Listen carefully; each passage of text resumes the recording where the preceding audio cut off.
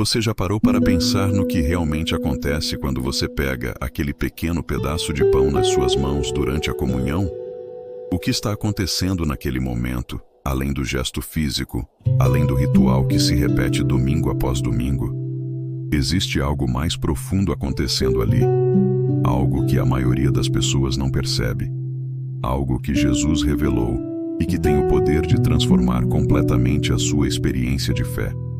E se eu te dissesse que esse momento aparentemente simples é na verdade uma das portas mais poderosas para a intimidade com Deus que existe na vida cristã? E se você descobrisse que tem participado de algo extraordinário, mas sem realmente compreender a profundidade do que está fazendo?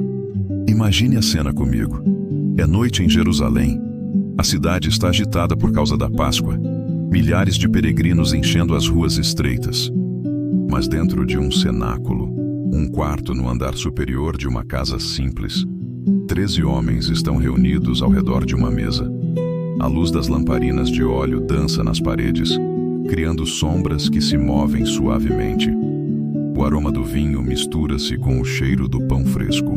Há conversa, há risos, há expectativa no ar. Eles não sabem ainda, mas este será o último jantar que terão juntos antes de tudo mudar.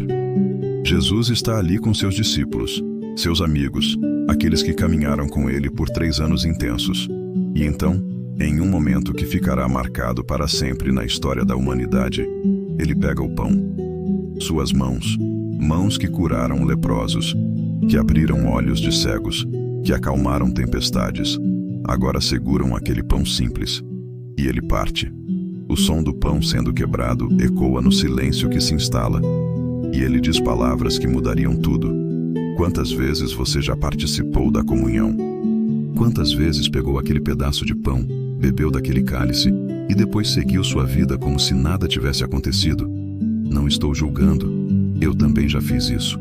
Todos nós já fizemos. Participamos porque é o que se faz, porque é tradição, porque o pastor convida, porque todo mundo está fazendo. Mas e se houver muito mais acontecendo ali do que nossos olhos podem ver? E se aquele momento for um encontro real, tangível, profundo com o próprio Cristo ressurreto? E se estivermos perdendo a parte mais importante simplesmente porque ninguém nos explicou direito o que está acontecendo? Hoje, nesta conversa, eu vou compartilhar com você revelações que vão mudar completamente a forma como você entende e vive a comunhão. Não são ideias minhas.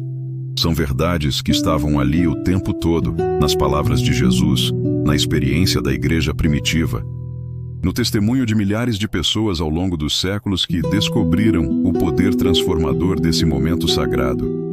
Vou te mostrar o que Jesus realmente quis dizer quando partiu aquele pão e derramou aquele vinho. Vou te revelar o mistério escondido nesse ato aparentemente simples. E prometo que, se você ficar comigo até o final, algo vai mudar dentro de você. Você nunca mais vai participar da comunhão da mesma forma. Porque uma vez que você vê a verdade, não consegue mais fingir que não a conhece. Vamos começar pelo mais básico, mas também pelo mais profundo. Jesus pegou o pão e disse algo que deve ter deixado os discípulos completamente perplexos naquele momento. Ele disse que aquele pão era o seu corpo. Pense nisso por um momento. Não disse que representava seu corpo.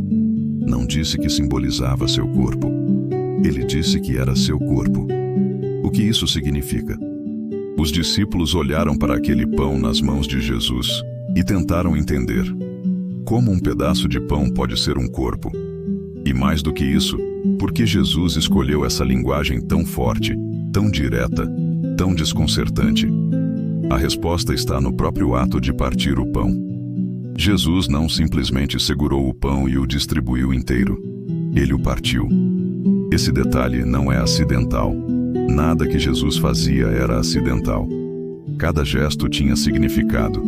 Cada palavra carregava verdade profunda.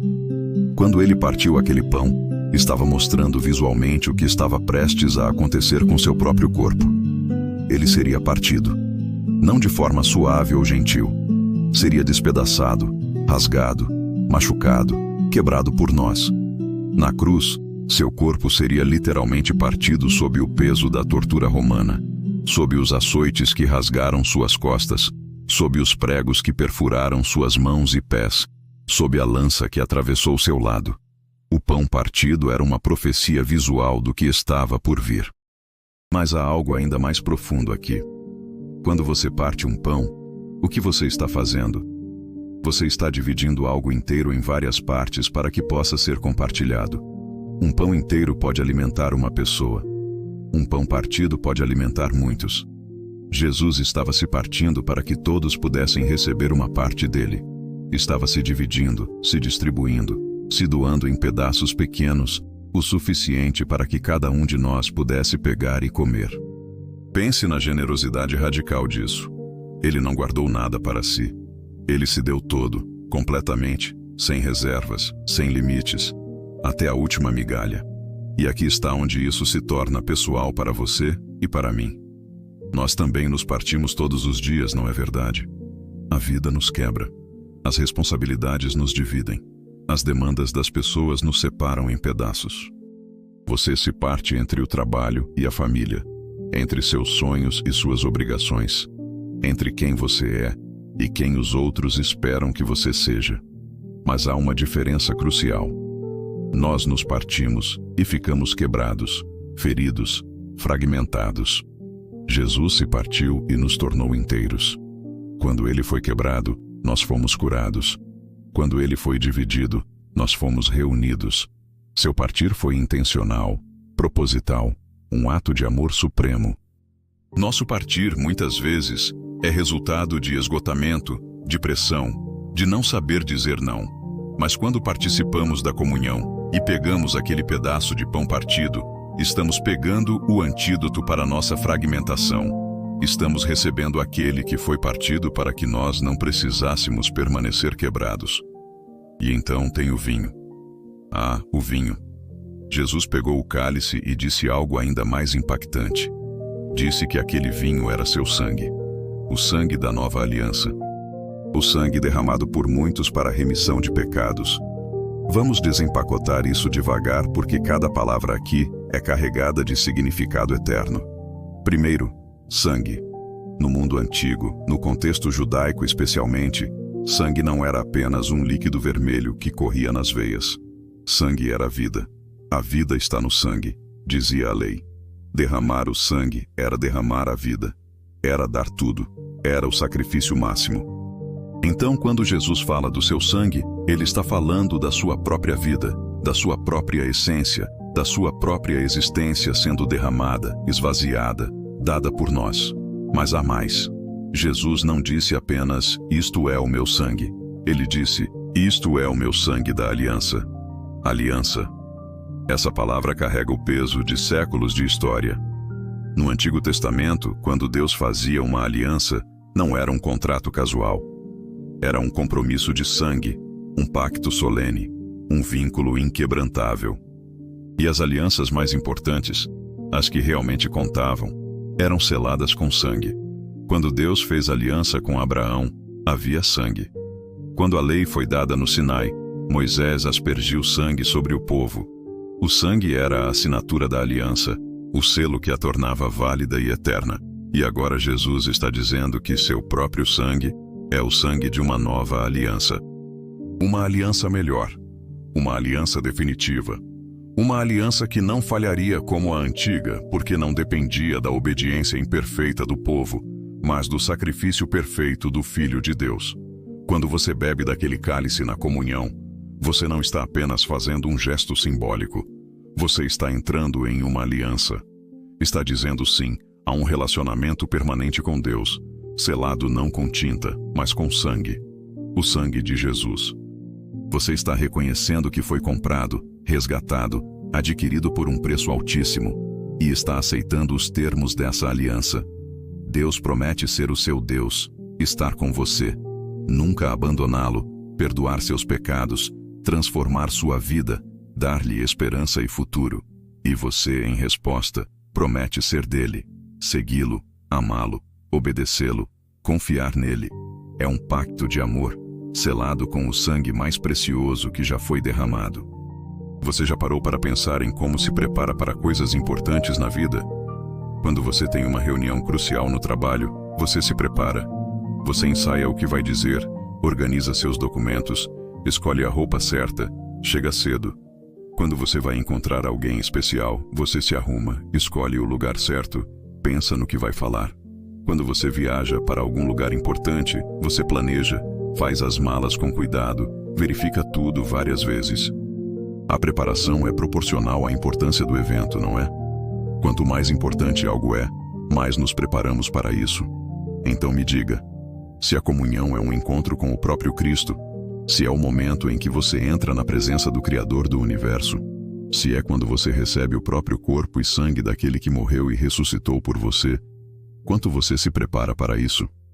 Se formos honestos, muitos de nós não nos preparamos nada. A comunhão é anunciada durante o culto e então simplesmente participamos, sem reflexão prévia, sem exame de coração, sem confissão de pecados, sem nem mesmo pensar no que estamos prestes a fazer. E então nos perguntamos por que a comunhão parece vazia, por que não sentimos nada, por que parece apenas um ritual religioso sem poder. Mas o problema não está na comunhão.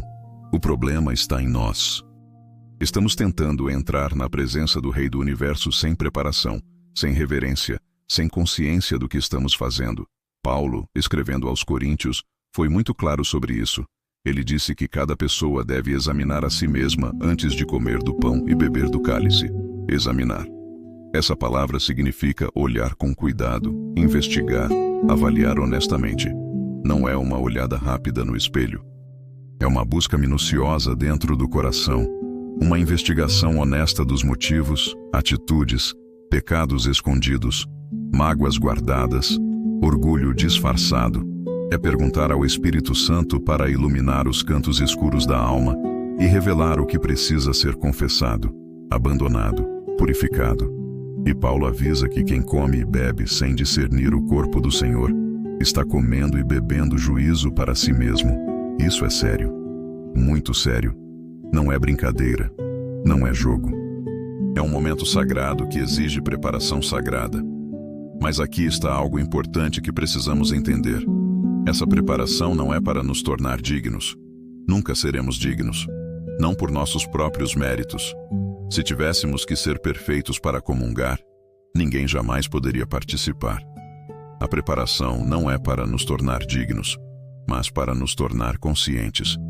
Conscientes da nossa indignidade. Conscientes da graça que nos convida, apesar da nossa indignidade. Conscientes do sacrifício que tornou possível nossa participação. Conscientes da presença real de Cristo naquele momento. É uma preparação do coração, não uma reforma completa da vida. É um momento de honestidade brutal com Deus, de confissão sincera, de arrependimento genuíno, de abertura total para a ação do Espírito. E aqui entra algo que muitos não entendem.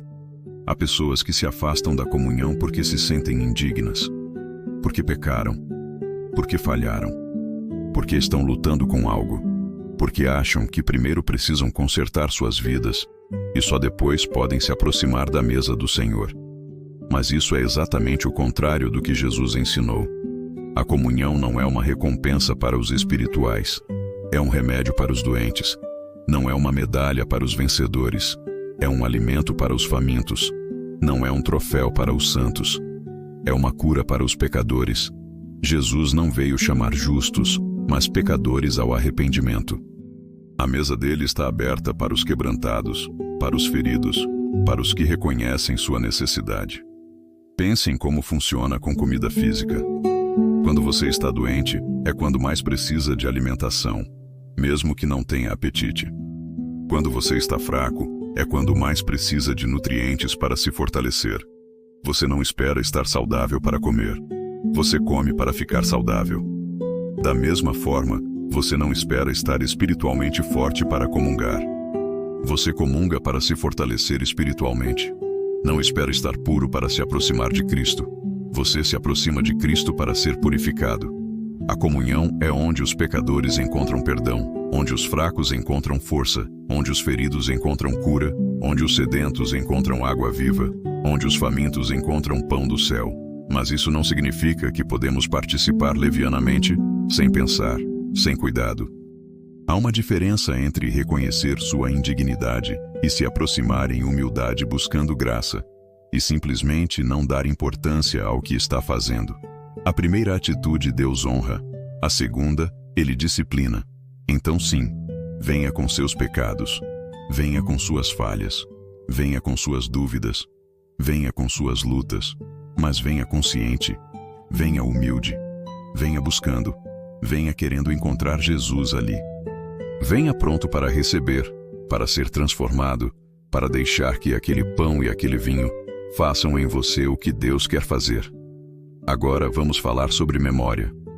Jesus disse algo muito específico naquela noite. Depois de partir o pão e distribuir o vinho, ele disse: "Fazei isto em memória de mim." Em memória. Lembrar, recordar, não esquecer. Mas o que exatamente ele queria que lembrássemos? Claro, ele queria que nos lembrássemos dele, da sua vida, do seu ministério, dos seus ensinamentos. Mas especificamente, queria que nos lembrássemos do seu sacrifício, do que ele fez na cruz, do preço que pagou, do amor que demonstrou, da dor que suportou, da morte que venceu. Cada vez que comungamos é como se estivéssemos voltando ao Calvário, ficando aos pés da cruz, vendo novamente o que aconteceu ali. Mas há algo mais profundo ainda. No pensamento hebraico, memória não é apenas uma lembrança mental do passado. É tornar o passado presente novamente. É trazer aquele evento para o agora. É fazer com que aquilo que aconteceu há muito tempo se torne real e relevante hoje. Então, quando Jesus disse para fazermos isso em memória dele, não estava apenas pedindo que nos lembrássemos cognitivamente da cruz. Estava dizendo para tornarmos a cruz uma realidade presente em nossas vidas, para experimentarmos hoje o poder daquele sacrifício, para recebermos hoje os benefícios daquela morte e ressurreição. A comunhão não é apenas olhar para trás com nostalgia, é trazer o poder da cruz para o presente, para este momento, para esta situação que você está vivendo agora. E aqui está algo que vai explodir sua mente. Quando você participa da comunhão, você está participando do mesmo ato que os discípulos participaram naquela noite. Não é apenas uma lembrança do que eles fizeram. Você está fazendo a mesma coisa que eles fizeram. Está comendo do mesmo pão espiritual. Está bebendo do mesmo cálice espiritual. Está entrando na mesma aliança. Está recebendo o mesmo Cristo. 2000 anos separam você daquela noite em Jerusalém, mas na comunhão, esses 2000 anos desaparecem. Você está ali na sala com eles. Você está ouvindo Jesus partir o pão. Você está vendo ele distribuir o vinho. Você está participando daquele momento fundador da fé cristã. A comunhão transcende o tempo. É um portal que conecta passado, presente e futuro em um único ato de adoração. E por falar em futuro, há outra dimensão da comunhão que muitos ignoram. Paulo escreveu que cada vez que comemos deste pão e bebemos deste cálice, anunciamos a morte do Senhor até que Ele venha. Até que Ele venha. A comunhão não olha apenas para trás, para a cruz. Também olha para frente, para o retorno de Cristo. É uma declaração de esperança. É dizer que essa história não terminou na cruz, não terminou no túmulo vazio, não terminou na ascensão. Há mais por vir. Jesus prometeu que voltaria. Prometeu que haveria um banquete no reino, onde ele beberia vinho novo com seus seguidores. A comunhão é uma antecipação desse banquete futuro. É um aperitivo do festim celestial que está por vir. Cada vez que comungamos, é como se disséssemos: sim, Jesus, estamos esperando. Estamos prontos. Vem logo.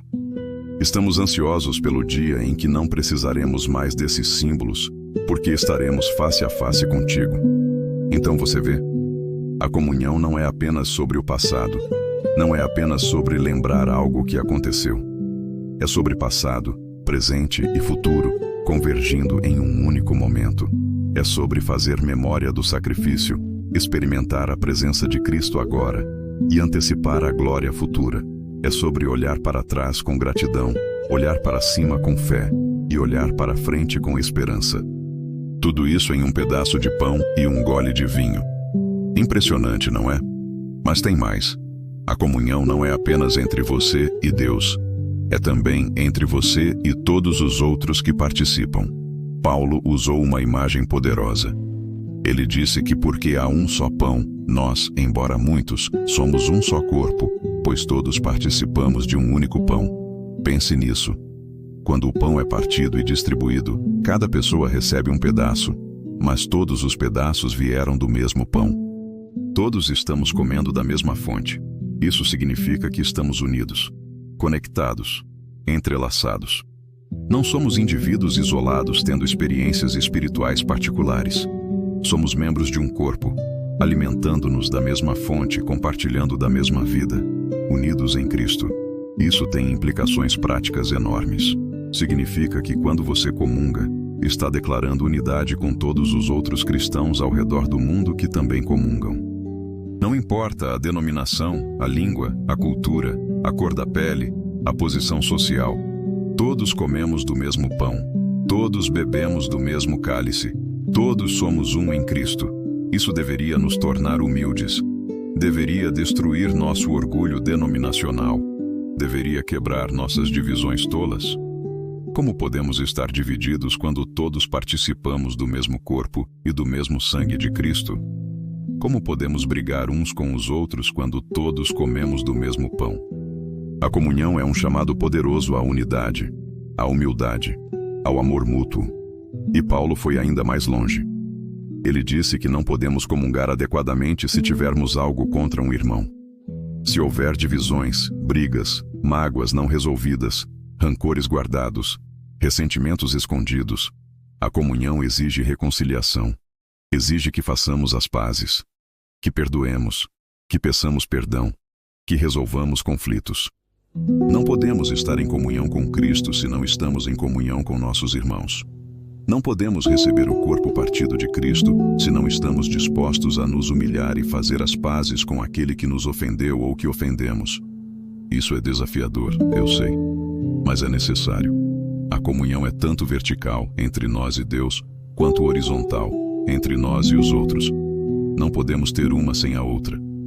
Deixe-me fazer uma pausa aqui por um momento e falar diretamente com você. Se esta mensagem está tocando seu coração, se algo do que foi dito até agora fez sentido para você, eu te convido a deixar sua curtida neste vídeo. Não é apenas um gesto mecânico. É uma forma de dizer que isso importa, que você está sendo alcançado, que esta palavra está fazendo diferença na sua vida.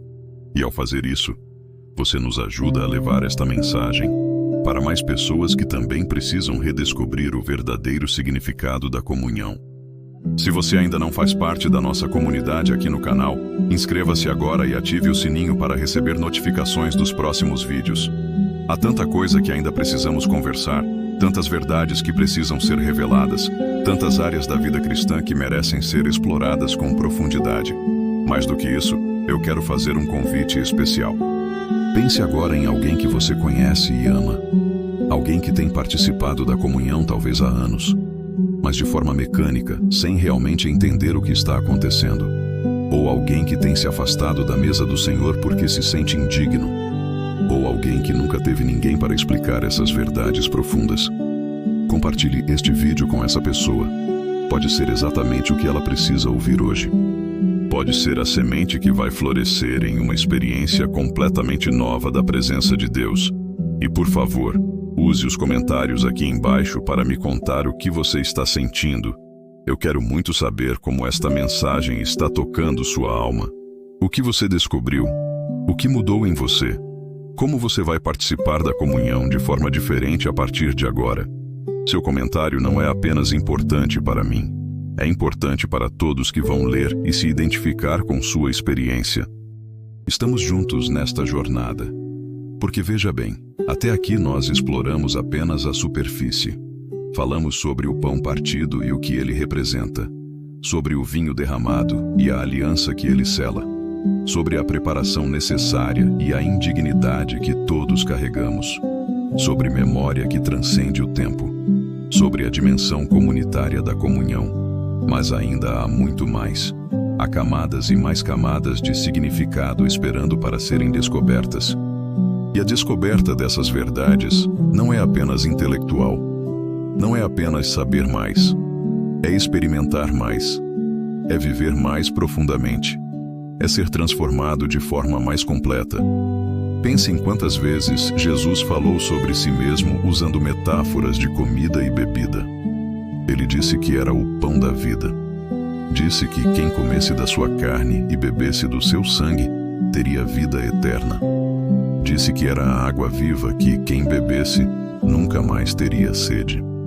Essas não eram apenas figuras de linguagem bonitas. Jesus estava revelando uma verdade espiritual profunda. Nós precisamos nos alimentar dele.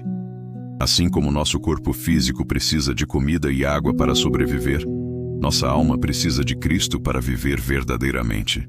E a comunhão é uma das formas mais tangíveis, mais concretas, mais físicas que temos de nos alimentar espiritualmente de Jesus. Nosso Deus é um Deus de coisas tangíveis. Ele poderia ter escolhido formas completamente abstratas e espirituais de se relacionar conosco, mas ele escolheu se fazer carne. Escolheu ter um corpo. Escolheu comer, beber, tocar, abraçar. Escolheu deixar símbolos físicos para nos lembrarmos dele. Pão e vinho não são apenas conceitos. São coisas que você pode tocar, cheirar, provar, mastigar, engolir. São materiais, terrenos, comuns. E é exatamente por isso que são perfeitos. Deus encontra você não apenas no místico e abstrato, mas no ordinário e físico. Aquele pedaço de pão simples se torna um canal de graça extraordinária. Aquele gole de vinho comum se torna um veículo do amor divino. O físico encontra o espiritual. O céu toca a terra. O divino se faz acessível ao humano. E há algo incrivelmente íntimo nisso. Quando você come algo, aquilo se torna parte de você. Literalmente. A comida é digerida, absorvida, integrada ao seu corpo. Torna-se suas células, seus tecidos, sua energia. Quando Jesus diz para comermos do seu corpo e bebermos do seu sangue, mesmo que simbolicamente, ele está dizendo: deixe-me me tornar parte de você. Deixe-me ser absorvido em seu ser. Deixe-me me integrar à sua vida de tal forma que não seja mais possível separar onde você termina e eu começo. É uma união mística, profunda, íntima, mais próxima do que qualquer outra forma de relacionamento que conhecemos. Casais se tornam uma só carne no casamento. Mas mesmo essa união tem seus limites. Ainda são duas pessoas distintas, com corpos separados, mentes independentes. Mas na comunhão, Cristo propõe uma união que vai além. Uma fusão espiritual. Uma integração completa. Ele em nós e nós nele. Paulo disse que não era mais ele quem vivia, mas Cristo que vivia nele. Como isso aconteceu? Através dessa alimentação constante, dessa comunhão contínua, desse permitir que Cristo se tornasse sua vida, sua essência, sua identidade. A comunhão é um dos meios privilegiados através dos quais essa união se aprofunda. Mas veja, não é mágico, não é automático. Você pode comungar 1000 vezes e continuar o mesmo se não houver fé, se não houver abertura, se não houver rendição. A comunhão não funciona uma tarefa, simplesmente pela realização do ato. Ela funciona quando há fé ativa, coração aberto, espírito receptivo. É um encontro de vontades. Deus se oferecendo e você recebendo. Deus se doando e você se abrindo.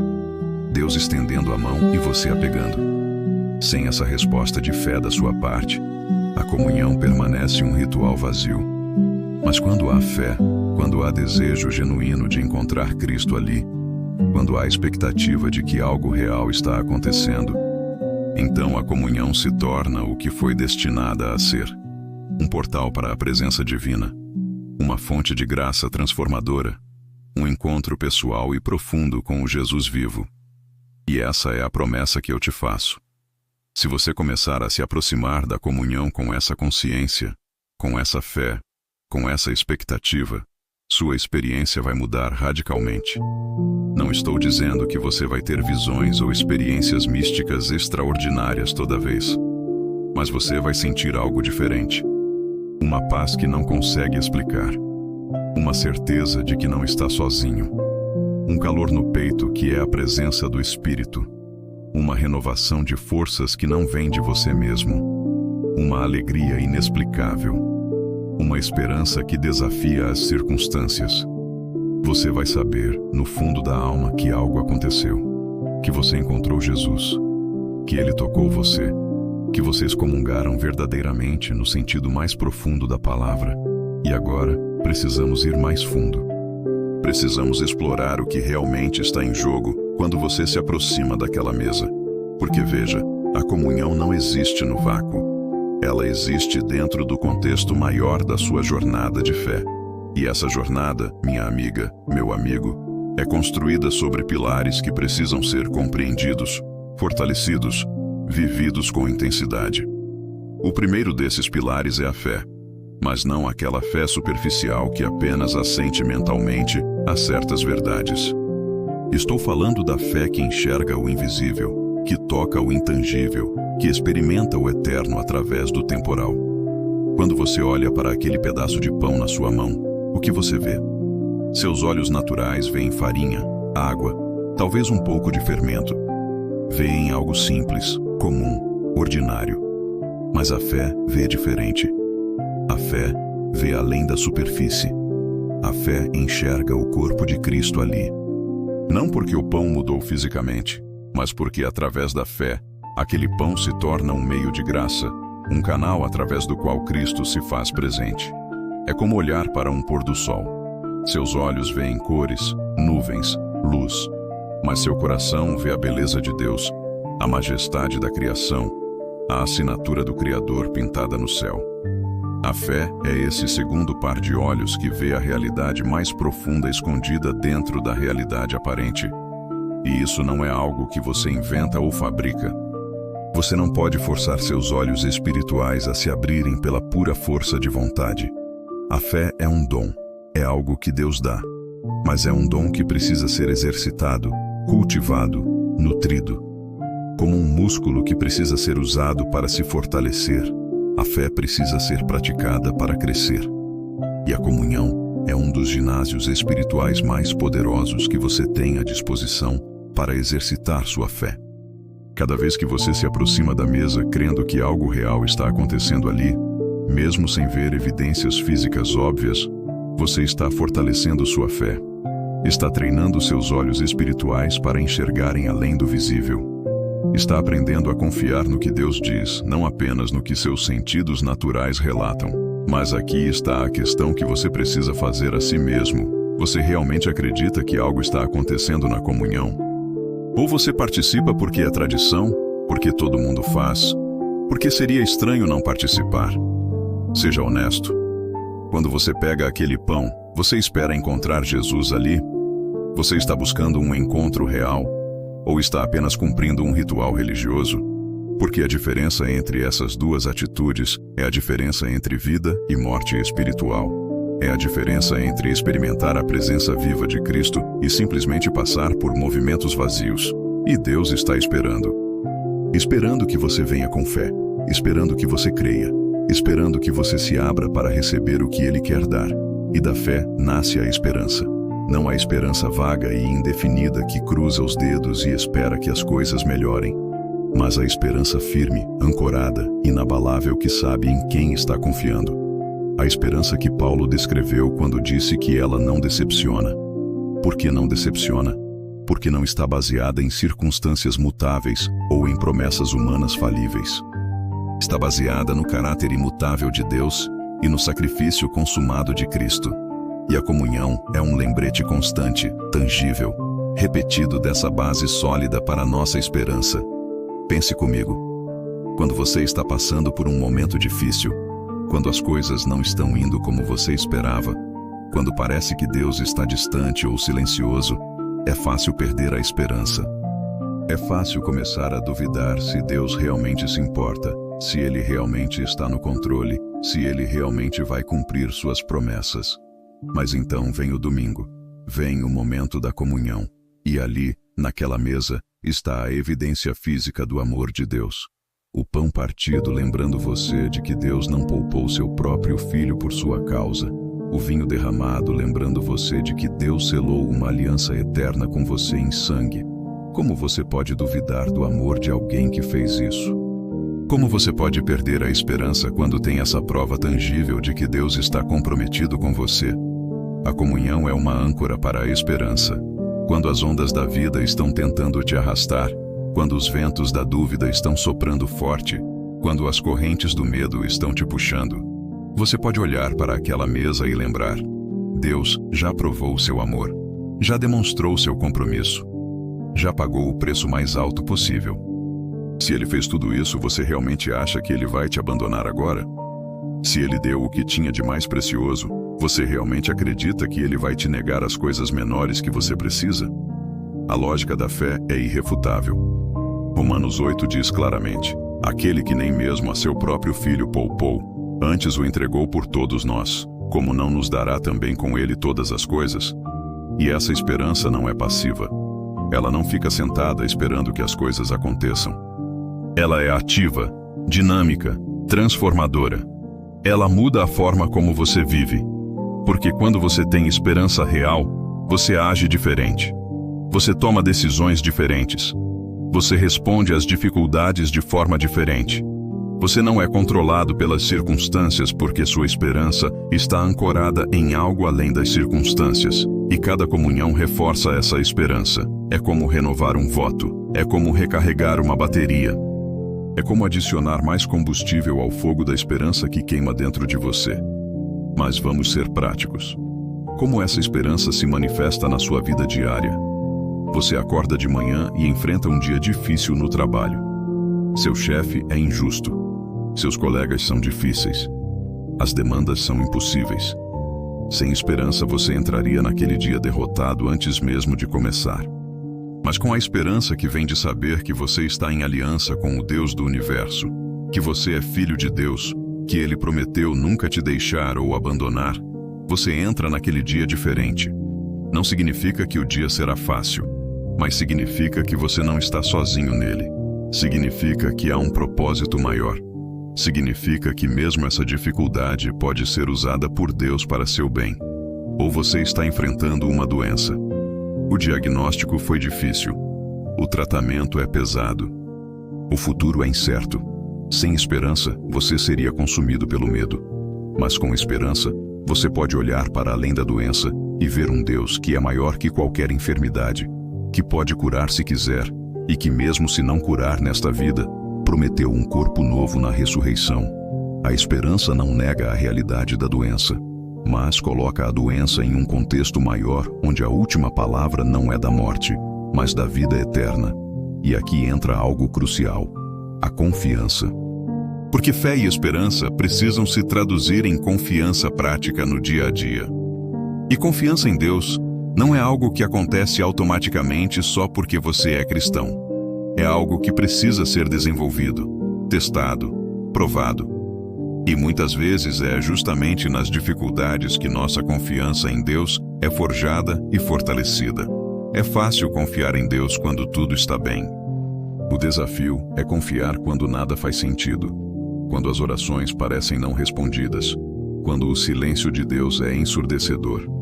A comunhão te ensina sobre confiança de uma forma única. Porque pense bem, você está comendo e bebendo símbolos do corpo e sangue de Jesus. Está participando de algo que na superfície parece bizarro. Comer carne e beber sangue, mesmo simbolicamente, é estranho. E no entanto, você faz isso porque Jesus mandou. Porque você confia que Ele sabia o que estava fazendo. Que havia sabedoria e propósito nessa instrução aparentemente estranha.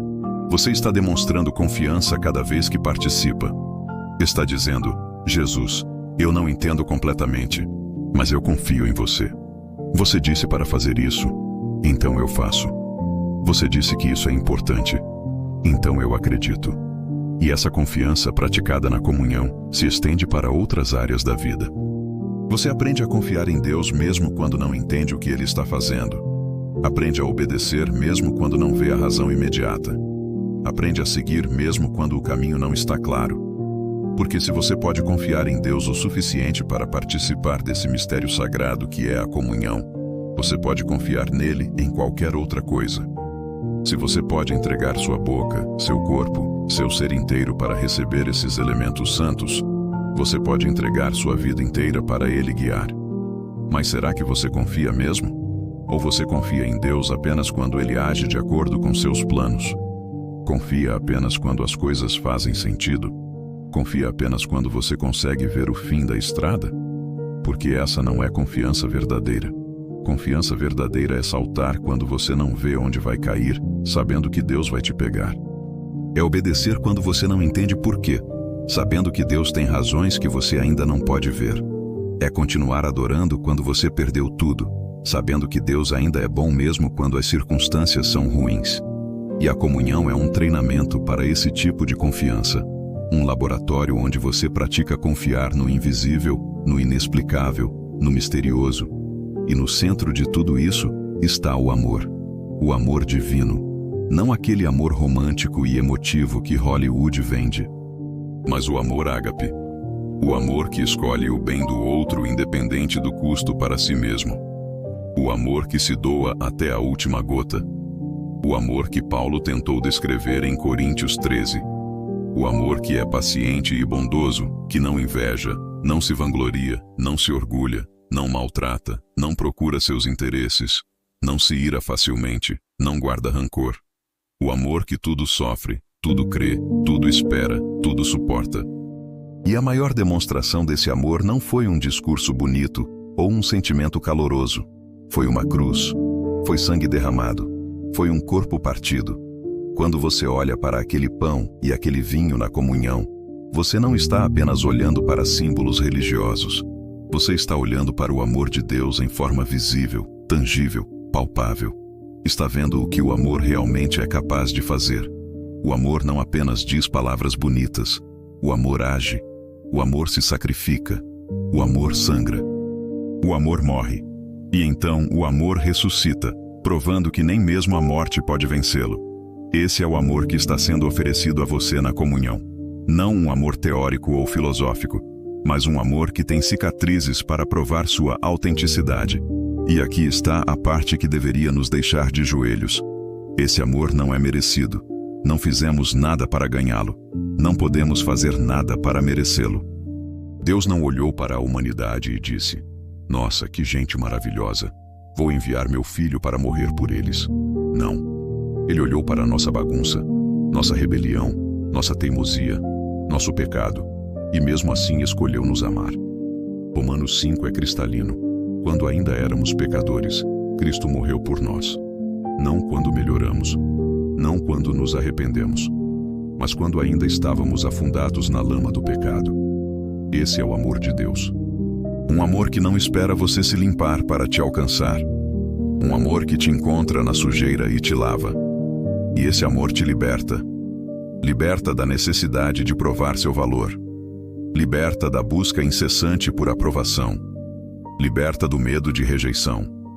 Porque se Deus te amou quando você estava no seu pior, nada que você faça agora pode fazê-lo te amar menos. E nada que você faça pode fazê-lo te amar mais. Você já é amado ao máximo. Completamente. Totalmente. Sem reservas. Esse conhecimento, quando realmente penetra seu coração, te transforma. Você para de tentar ganhar o amor de Deus e simplesmente começa a desfrutá-lo, a viver nele, a responder a ele. E é desse amor que nasce a redenção. Porque o amor de Deus não é apenas sentimental, é redentor, é transformador, é restaurador. Redenção significa ser comprado de volta. Você estava perdido, escravizado, condenado. Mas alguém pagou o resgate. Alguém comprou sua liberdade. E o preço não foi ouro ou prata. Foi sangue. O sangue mais precioso que já existiu. O sangue do Filho de Deus. Quando você participa da comunhão e bebe daquele cálice, você está lembrando do preço da sua redenção. Está reconhecendo que você foi comprado. Que você não pertence mais a si mesmo. Que você é propriedade de Deus não por conquista, mas por compra. Mas redenção não é apenas sobre o que foi feito no passado. É sobre o que continua sendo feito agora. Deus não apenas te redimiu do pecado em geral. Ele te redime de pecados específicos, de hábitos destrutivos, de padrões que te machucam. A redenção é um processo contínuo de ser libertado de tudo que te prende e te impede de ser quem Deus te criou para ser. E cada vez que você comunga, você está se submetendo novamente a esse processo redentor. Está dizendo: Deus, continue me transformando, continue me libertando, continue me redimindo. E intimamente conectado à redenção está o perdão. Ah, o perdão. Essa palavra que é tão fácil de dizer e tão difícil de viver. O perdão que Deus oferece é completo, total, irrevogável. Quando Ele perdoa, Ele esquece. Lança seus pecados no mar do esquecimento. Separa suas transgressões de você tão longe quanto o Oriente está do Ocidente. Não porque seus pecados não eram graves, mas porque o sacrifício de Cristo foi suficiente para cobrir todos eles. Passados, presentes, futuros. Todos pagos. Todos perdoados. Todos apagados. Mas aqui está onde muitos tropeçam. Eles sabem teologicamente que são perdoados. Podem citar os versículos. Podem explicar a doutrina. Mas no fundo do coração, ainda carregam culpa. Ainda se sentem condenados. Ainda acham que precisam fazer penitência, pagar de alguma forma, provar que são dignos do perdão. E essa é uma armadilha do inimigo. Porque se você não aceita plenamente o perdão que Deus oferece, você está dizendo que o sacrifício de Cristo não foi suficiente, que precisa adicionar algo seu. Que a cruz foi boa, mas não boa o bastante. A comunhão é um lembrete constante e visceral de que o perdão é completo. Cada vez que você bebe daquele cálice, o sangue de Cristo está cobrindo seus pecados novamente. Não porque você precise ser perdoado de novo, mas porque você precisa ser lembrado de que já foi perdoado. É como lavar as mãos. Você não está tirando sujeira nova toda vez. Às vezes, você só precisa da sensação de limpeza, do lembrete de que está limpo. A comunhão te lava espiritualmente, te renova, te lembra que você está perdoado, que a culpa não tem mais poder sobre você, que você é livre, mas o perdão que você recebe deve se traduzir em perdão que você oferece. Jesus foi muito claro sobre isso. Se você não perdoa outros, seu Pai Celestial não perdoa você. Isso soa duro, mas é verdadeiro, porque o perdão é o DNA do reino de Deus. Se você foi perdoado de uma dívida impagável, como você pode se recusar a perdoar as pequenas ofensas que outros cometem contra você? Mateus 18 conta a parábola do servo que devia milhões, mas foi perdoado. E então saiu e agarrou pelo pescoço um colega que lhe devia alguns trocados. O rei, ao saber disso, ficou irado e o entregou aos torturadores. É um retrato assustador do que acontece quando recebemos perdão, mas nos recusamos a oferecê-lo. Então deixe-me perguntar, há alguém que você precisa perdoar? Alguém que te machucou, te traiu, te decepcionou? Alguém contra quem você está guardando rancor, cultivando amargura, alimentando ressentimento? Porque enquanto você não perdoa, você é quem fica preso.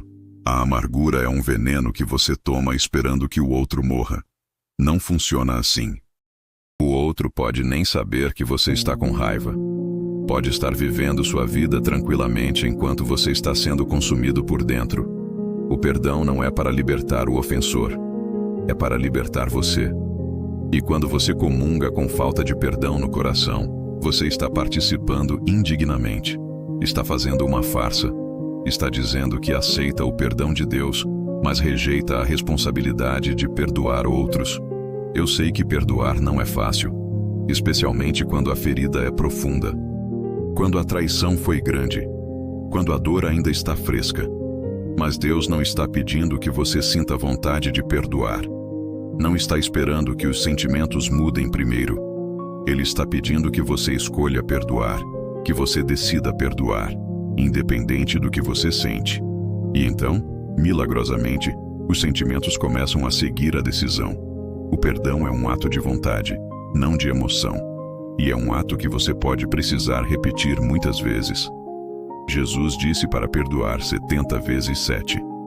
Não porque você será ofendido 490 vezes pela mesma pessoa, mas porque o perdão não é um evento único. É um processo.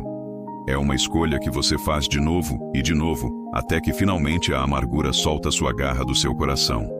E do perdão flui a cura interior. Porque muitas das nossas dores mais profundas não são físicas. são emocionais, são espirituais, são feridas que ninguém vê, mas que nos incapacitam mesmo assim. Rejeição, abuso, abandono, traição. Palavras cruéis que foram ditas e nunca esquecidas. Sonhos destruídos, expectativas frustradas, inocência perdida. Essas feridas podem ser mais dolorosas que qualquer doença física. E elas não saram sozinhas. Elas infectam, elas apodrecem, elas espalham veneno por todo o nosso ser. Precisam do toque de Deus para curar.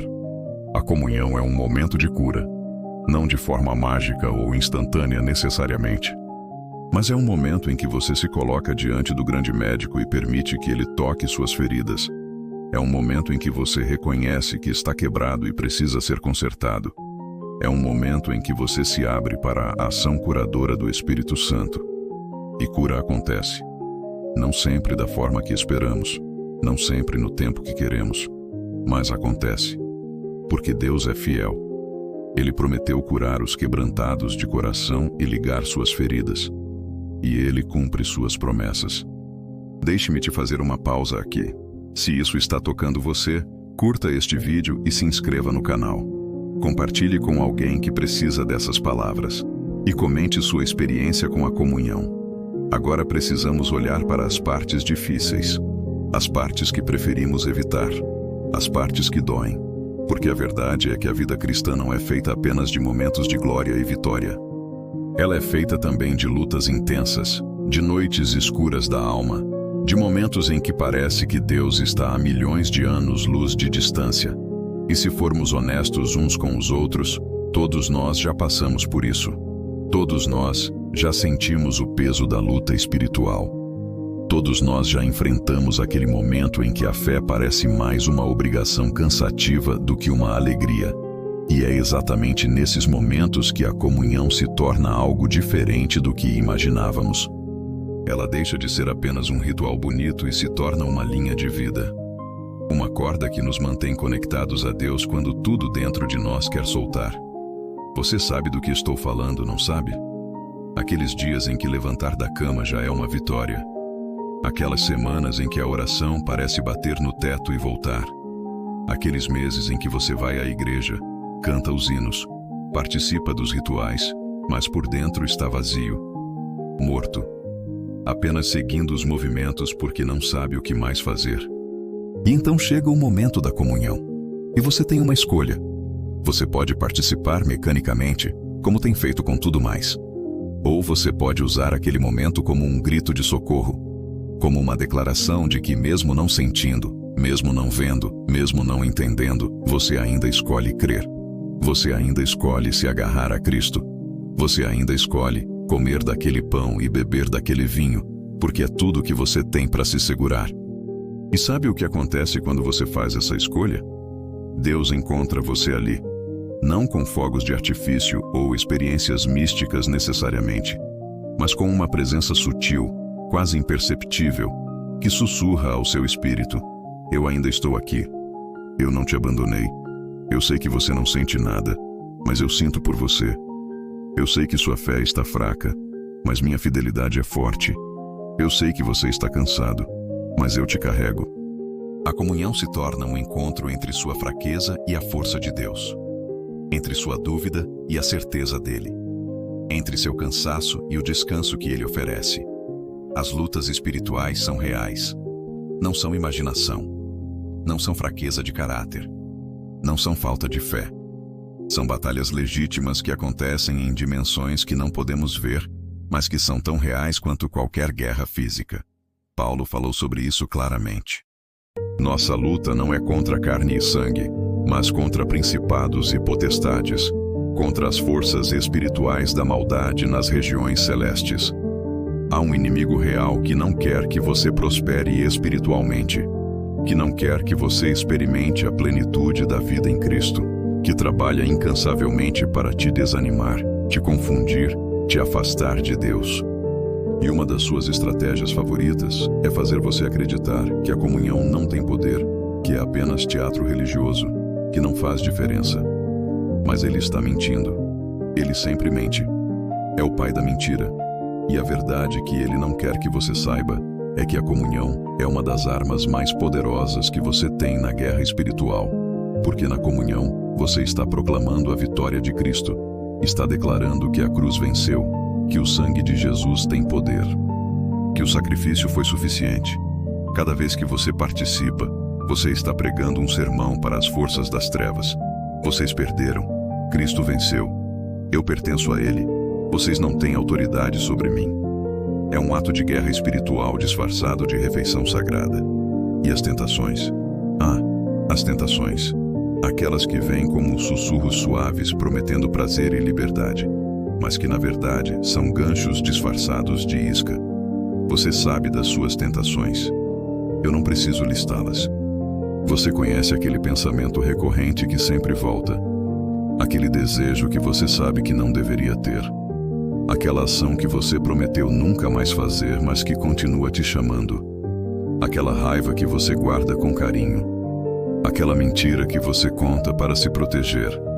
Aquele vício que você alimenta em segredo. Sim, aquilo. Aquilo que você acha que ninguém sabe, mas que está te devorando por dentro. A comunhão fala para isso. Fala porque quando você vê aquele sangue derramado, você é lembrado do custo do pecado. Não em termos abstratos e teológicos, mas em termos muito reais e viscerais. Seu pecado custou sangue, custou dor, custou a vida do Filho de Deus. Isso não te faz sentir culpa paralisante se você entender corretamente. Isso te faz ver a seriedade do pecado. Te faz perceber que aquilo que você tem tratado casualmente é na verdade mortal. E ao mesmo tempo, te mostra que há poder para vencer. Porque aquele mesmo sangue que foi derramado por causa do pecado tem poder para libertar do pecado.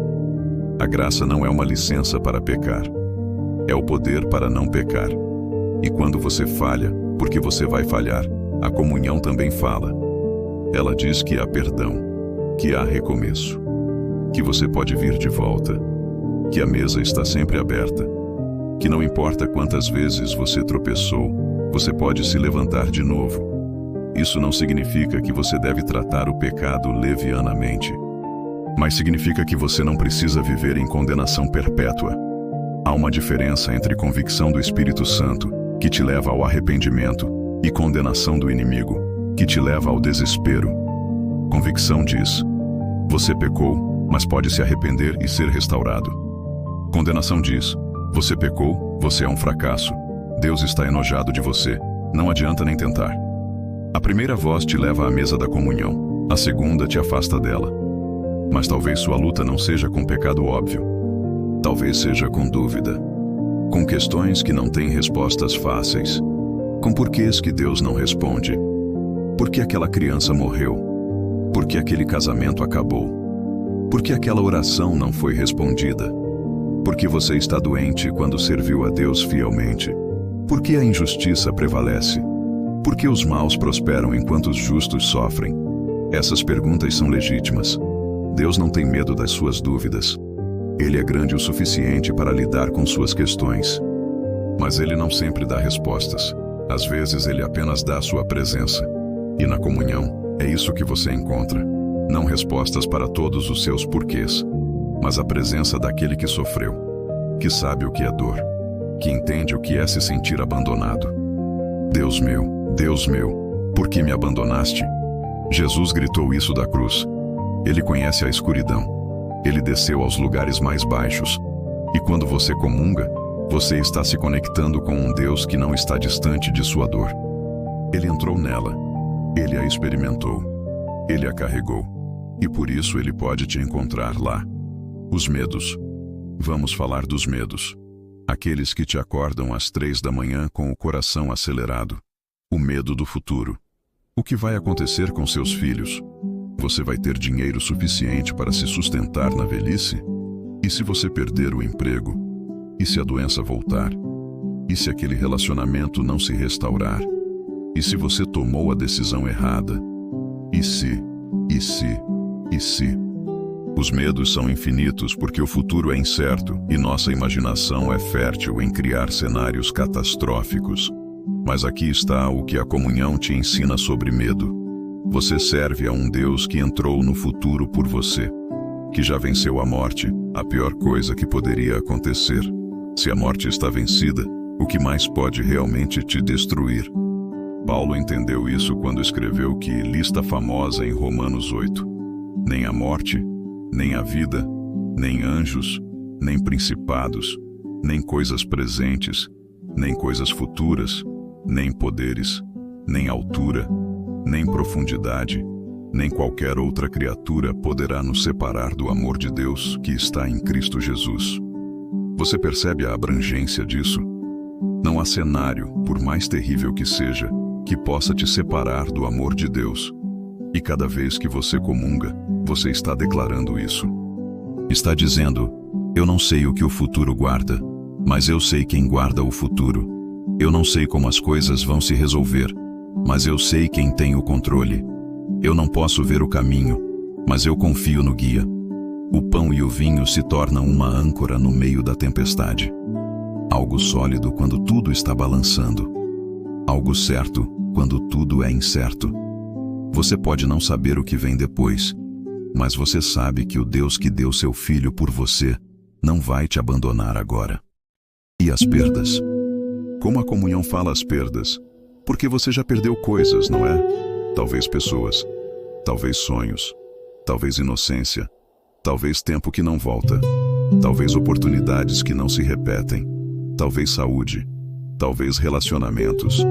E essas perdas deixam buracos em você, lugares vazios que doem quando você os toca. E você não sabe como seguir em frente carregando esse peso. A comunhão não apaga a dor da perda. Não deveria apagar. Porque lamentar é humano, é saudável, é necessário. Jesus chorou no túmulo de Lázaro mesmo sabendo que ia ressuscitá-lo minutos depois. Ele validou o luto. Ele honrou a dor. Então a comunhão não vai fazer você parar de sentir a falta daquela pessoa ou daquilo que você perdeu. Mas vai te dar algo para segurar enquanto você processa a dor. Vai te lembrar que morte não é o fim da história. Que ressurreição é real. Que reencontros são possíveis. Que nada que você perdeu em Cristo está verdadeiramente perdido porque Cristo ressuscitou e prometeu ressuscitar todos que são dele. E isso muda tudo. Não torna a dor menor necessariamente, mas muda a natureza da dor. Não é mais desespero sem esperança. É lamento com esperança. É tristeza com consolo. É dor com promessa de cura. E quando você pega aquele pão partido, você está pegando um símbolo de algo que foi perdido, mas que voltou à vida. Jesus morreu, mas ressuscitou. O pão é comido, consumido, desaparece, mas alimenta, dá vida, se multiplica. Há uma lógica paradoxal do reino aqui. Perder é ganhar, morrer é viver, se esvaziar é ser enchido. E suas perdas, quando entregues a Deus, podem ser transformadas em algo que você nunca imaginou. Mas talvez a luta mais difícil não seja com circunstâncias externas. Talvez seja interna. A luta contra você mesmo, contra aquela voz crítica na sua cabeça que nunca está satisfeita, que sempre encontra falhas, que sempre te compara desfavoravelmente com outros, que te diz que você não é bom o suficiente, inteligente o suficiente, espiritual o suficiente, forte o suficiente, que você é uma fraude, que todo mundo vai descobrir que você não é realmente quem eles pensam que você é, que você está apenas fingindo ser cristão, mas por dentro é um fracasso. Essa voz é mentirosa, mas é convincente porque usa elementos de verdade. É verdade que você tem falhas. É verdade que você peca. É verdade que você não é perfeito. Mas a mentira está na conclusão. A mentira é que essas coisas definem seu valor. A mentira é que Deus te ama baseado na sua performance. A mentira é que você precisa se consertar antes de poder se aproximar dele. E a comunhão desmantela essa mentira toda vez que você participa. Porque veja, você não está trazendo nada para aquela mesa exceto sua necessidade. Você não está oferecendo algo digno. Você está recebendo algo imerecido. Você vem de mãos vazias e sai de mãos cheias. Você vem faminto e sai alimentado. Você vem sedento e sai saciado. Você vem fraco e sai fortalecido. Não por algo que você fez, mas por algo que foi feito por você. O pão já está preparado, o vinho já está derramado, o sacrifício já foi oferecido. Você apenas recebe, apenas aceita, apenas se abre para ser enchido. E isso deveria destruir aquela voz crítica. Porque se sua aceitação por Deus dependesse de você, aquela voz teria razão em te acusar. Mas sua aceitação depende de Cristo. E Ele já fez tudo. Já pagou tudo. Já conquistou tudo. Sua parte é simplesmente crer e receber. E cada comunhão é um lembrete disso. É uma pregação silenciosa do Evangelho da Graça. É Deus dizendo de novo e de novo: eu te amo não porque você é perfeito, mas porque eu escolhi te amar. E meu amor não vai mudar baseado na sua performance, porque está baseado no meu caráter, não no seu. E quanto à solidão?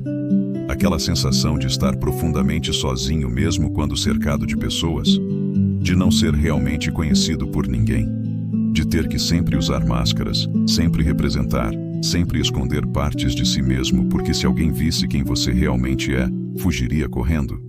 Essa é uma das dores mais agudas da experiência humana. E a igreja, infelizmente, às vezes piora em vez de melhorar. Porque criamos culturas onde todos têm que parecer ter suas vidas em ordem, onde vulnerabilidade é vista como fraqueza, onde admitir luta é admitir fracasso espiritual. Mas na comunhão, pelo menos na comunhão genuína, essa máscara cai, porque todos estão ali na mesma condição, pecadores necessitados de graça. O pastor e o mendigo comem do mesmo pão. O santo de décadas e o convertido de ontem bebem do mesmo cálice. Não há hierarquia na necessidade. Não há ranking de merecimento. Todos são igualmente dependentes, igualmente necessitados, igualmente bem-vindos. E quando você começa a ver a comunhão assim, ela se torna um lugar de honestidade radical. Você pode vir como está, com suas lutas, com suas dúvidas, com suas falhas, e saber que você não está sozinho, que ao seu redor há outros igualmente quebrados, igualmente necessitados, igualmente amados. E há Jesus, sempre Jesus, no meio, Emanuel, Deus conosco, não acima de nós olhando para baixo com desaprovação, conosco, ao nosso lado, dentro de nós. E a comunhão é um dos momentos mais tangíveis dessa presença. Você não está imaginando, não está inventando. Ele realmente está ali, realmente se faz presente, realmente encontra você. E nesse encontro você descobre que nunca esteve realmente sozinho, que em cada momento de solidão ele estava lá. Você apenas não percebia. E a comunhão treina seus sentidos espirituais para reconhecerem sua presença, não apenas naquele momento sagrado, mas em todos os momentos da vida. Vamos falar sobre arrependimento. O verdadeiro arrependimento, não o falso. Porque há um arrependimento que é apenas remorso. Você sente mal pelo que fez, mas principalmente porque foi pego ou porque está sofrendo consequências. E há o arrependimento genuíno, que é mudança de mente e coração. Que não apenas lamenta o pecado, mas se volta dele. Que não apenas confessa, mas também abandona. Que não apenas diz, eu errei, mas também, eu vou mudar com a ajuda de Deus. E esse tipo de arrependimento não é fácil. Requer humildade brutal. Requer morte do ego. Requer admitir que você estava errado. Não apenas em ações, mas em atitudes, em pensamentos, em motivos. A comunhão é um momento ideal para esse tipo de arrependimento. Porque ali, face a face com o sacrifício de Cristo, sua própria pecaminosidade fica óbvia. Não de forma esmagadora e condenatória, mas de forma clara e inegável. E ao mesmo tempo, a provisão para o pecado também fica óbvia. Há perdão disponível. Há graça suficiente. Há poder para mudar. Então você pode ser honesto sobre seu pecado porque não está sendo esmagado por ele. Está sendo liberto dele. E essa libertação é real. Não é apenas psicológica ou emocional. É espiritual. Há cadeias reais sendo quebradas. Há fortalezas sendo derrubadas. Há mentiras sendo expostas e verdades sendo plantadas. A comunhão é um ato de guerra espiritual. lembra? E uma das batalhas mais importantes é a batalha pela sua liberdade. Liberdade de vícios, liberdade de padrões destrutivos, liberdade de mentiras sobre quem você é, liberdade de prisões emocionais. E o sangue de Cristo, simbolizado naquele vinho, é a chave que abre todas as fechaduras. Curta, compartilhe e comente como a comunhão tem transformado sua vida espiritual. Agora chegamos ao coração de tudo, ao lugar onde as peças se encaixam, onde a neblina se dissipa e você finalmente consegue ver com clareza. Porque tudo o que conversamos até aqui, todas as verdades que exploramos, todas as lutas que reconhecemos, todos os medos que nomeamos, tudo isso estava te preparando para este momento de revelação. E a revelação é surpreendentemente simples. Tão simples que você pode ter passado por ela 1000 vezes sem perceber. Mas agora você vai ver. Agora você vai entender. E quando entender, nada mais será como antes. O verdadeiro significado do pão e do vinho que Jesus revelou não é complicado.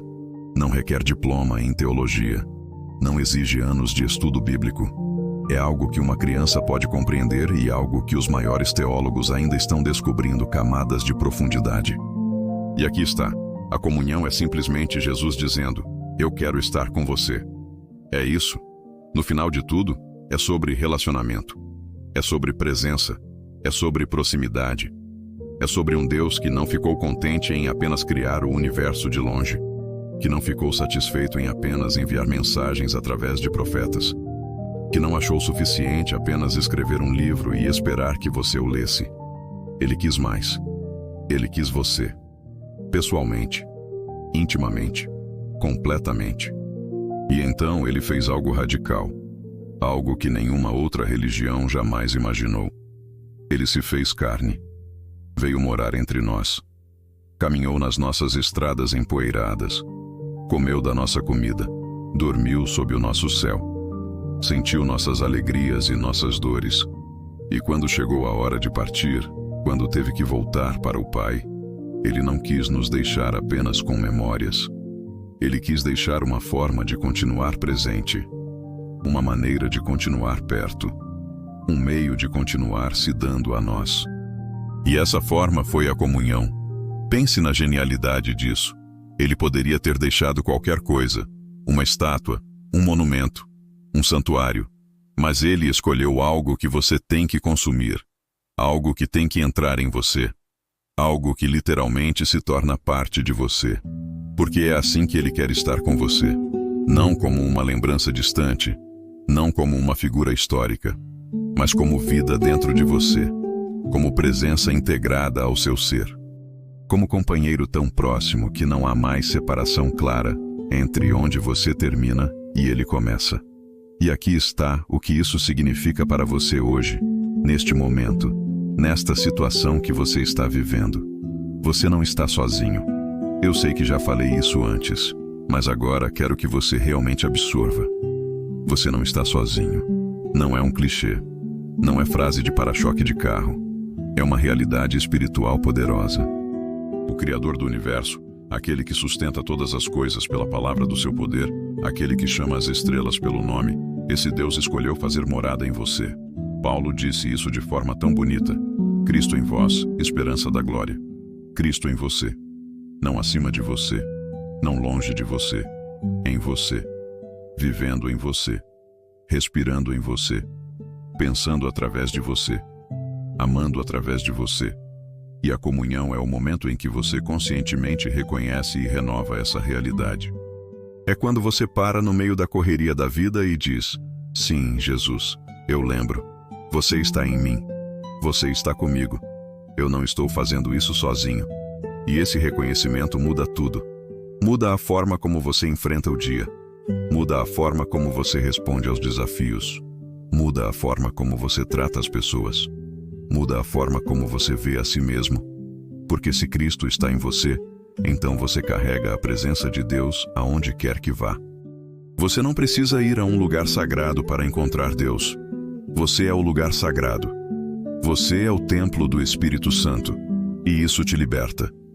Liberta de precisar buscar aprovação externa. Liberta de precisar provar seu valor. Liberta de precisar competir ou comparar. Porque se o Deus do universo fez morada em você, o que mais importa? Que opinião poderia ser mais importante que a dele? Que aprovação você poderia buscar que fosse maior que a que você já tem? Que amor você poderia procurar que fosse mais profundo que o amor que já habita em você? Você já tem tudo. Você já é aceito. Você já é amado. Você já é valioso. Não por causa de algo que você fez, mas por causa de algo que foi feito por você e que agora vive em você. Então, quando você se aproxima daquela mesa na próxima comunhão, aproxime-se diferente. Não como alguém tentando alcançar algo distante, mas como alguém reconhecendo algo já presente. Não como alguém buscando ganhar o favor de Deus, mas como alguém celebrando o favor que já tem. Não como alguém tentando subir até Deus, mas como alguém recebendo o Deus que já desceu até você. É uma mudança completa de perspectiva. E essa mudança transforma a experiência inteira. Agora você entende por que eu disse que você nunca mais participará da comunhão da mesma forma? Porque uma vez que você vê isso, uma vez que você realmente compreende que a comunhão não é sobre você tentando chegar a Deus, mas sobre Deus chegando a você, tudo muda. O peso sai. A pressão desaparece. A ansiedade de ter que estar espiritualmente preparado de forma perfeita se vai. Porque você percebe que a preparação que importa não é sua perfeição, mas sua abertura. Não é sua dignidade, mas seu reconhecimento de indignidade que te torna digno da graça. E quanto à transformação? A transformação que acontece quando você começa a viver nessa realidade. Porque conhecimento sem aplicação é inútil. Revelação sem resposta é estéril. Então vamos falar sobre como isso se traduz na sua vida prática. Como você vive de forma diferente quando realmente entende o que acontece na comunhão? Primeiro, você para de tentar sustentar sua vida espiritual por esforço próprio. Você percebe que assim como seu corpo precisa de alimentação regular, sua alma precisa de comunhão regular. Não ocasionalmente quando você se lembra ou quando é conveniente, mas regularmente, intencionalmente, prioridade. Porque você entendeu que não é opcional, é essencial. Você não diria, acho que vou comer uma vez por mês, quando der. Você morreria. Da mesma forma, tentar viver espiritualmente sem alimentação regular é morte espiritual lenta. Então você busca a comunhão. Você deseja a mesa do Senhor. Você antecipa aquele momento. Não por obrigação religiosa, mas por necessidade real. Segundo, você se torna mais consciente da presença de Cristo no dia a dia. Porque a prática de reconhecer sua presença na comunhão treina você a reconhecê-la em todos os lugares. Você começa a perceber que Ele estava lá naquela conversa difícil no trabalho. Que Ele estava lá quando você estava sozinho em casa, sentindo-se solitário. Que Ele estava lá quando você tomou aquela decisão difícil. Que Ele nunca saiu. Nunca se afastou. Você apenas não estava prestando atenção. Mas agora você está. Agora você vê. E ver sua presença constante muda absolutamente tudo. Terceiro, você desenvolve uma fome espiritual maior. É paradoxal, mas quanto mais você come espiritualmente, mais fome você tem. Não porque não está sendo satisfeito, mas porque está desenvolvendo paladar para coisas espirituais. Está treinando seu coração para desejar mais de Deus. E quanto mais você o experimenta na comunhão, mais você o quer em toda a sua vida. Mais você quer ler sua palavra. Mais você quer orar. Mais você quer servir. Mais você quer adorar. Mais você quer se parecer com Ele. É como quando você prova uma comida realmente boa pela primeira vez. De repente, aquilo que você comia antes e achava satisfatório parece sem graça. Você desenvolveu gosto por algo melhor e não quer voltar. Quarto, você se torna mais grato. Gratidão genuína, profunda, transformadora. Porque quando você realmente entende o que custou sua salvação, quando você vê aquele pão partido e aquele vinho derramado, e percebe que era você ali na cruz, que Jesus estava tomando seu lugar, que o castigo que traria sua paz estava sobre ele, e pelas feridas dele você foi sarado, gratidão brota naturalmente. Não é algo que você tem que fabricar ou fingir. É uma resposta espontânea a um amor tão grande que você mal pode compreender. E essa gratidão muda a forma como você vive. Você para de reclamar tanto. Para de focar no que não tem e começa a celebrar o que tem. Para de ver os dias como obrigações e começa a vê-los como presentes. Porque cada dia é mais um dia para viver nessa graça, para experimentar esse amor, para andar com esse Deus que se deu por você. Quinto, você desenvolve compaixão pelas pessoas. Porque quando você experimenta a graça, você se torna gracioso. Quando você é perdoado muito, você perdoa muito. Quando você recebe misericórdia, você dá misericórdia. É impossível comungar genuinamente com Cristo e permanecer duro, crítico, julgador. O amor dele é contagioso, a ternura dele é infecciosa. E quanto mais você mergulha nesse amor através da comunhão, mais você se torna canal desse amor para outros. Você olha para as pessoas e vê não seus erros, mas suas necessidades. Não seus fracassos, mas seu potencial. Não o que elas fizeram de errado, mas o que Cristo pode fazer de certo nelas. E você quer dar a elas o mesmo que você recebeu. Quer ser ponte entre elas e a graça. Quer ser instrumento de cura, não de ferimento. Sexto, você desenvolve coragem. Não arrogância, não presunção, mas coragem santa. Porque quando você sabe que Deus está com você, em você, por você, o que pode te derrubar? Paulo perguntou: se Deus é por nós, quem será contra nós? Não é que você não enfrentará oposição. Você enfrentará. Não é que tudo será fácil. Não será. Mas você enfrentará sabendo que não está sozinho. Que há uma força maior que a sua operando em você. Que há um poder maior que qualquer resistência te sustentando. E isso te torna corajoso. Te torna ousado. Não de forma tola ou imprudente, mas de forma santa e sábia. Você dá passos de fé que antes pareciam impossíveis. Você enfrenta situações que antes te paralisariam. Você fala verdades que antes te silenciariam, porque você sabe quem está com você. E sétimo, você vive com esperança inabalável.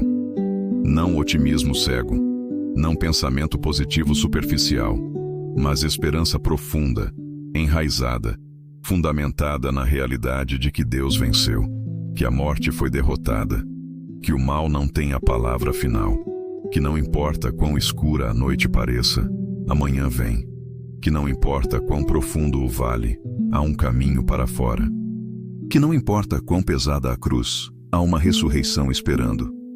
E você vive nessa esperança, não negando dificuldades presentes, mas colocando-as no contexto da vitória futura que já está garantida. Sabe o que tudo isso é? É vida abundante. É o que Jesus prometeu quando disse que veio para que tivéssemos vida e a tivéssemos em abundância. Não é vida sem problemas, não é vida sem dor, não é vida sem lutas, mas é vida cheia, vida profunda, vida significativa, vida conectada à fonte da vida, vida que vale a pena viver mesmo quando é difícil.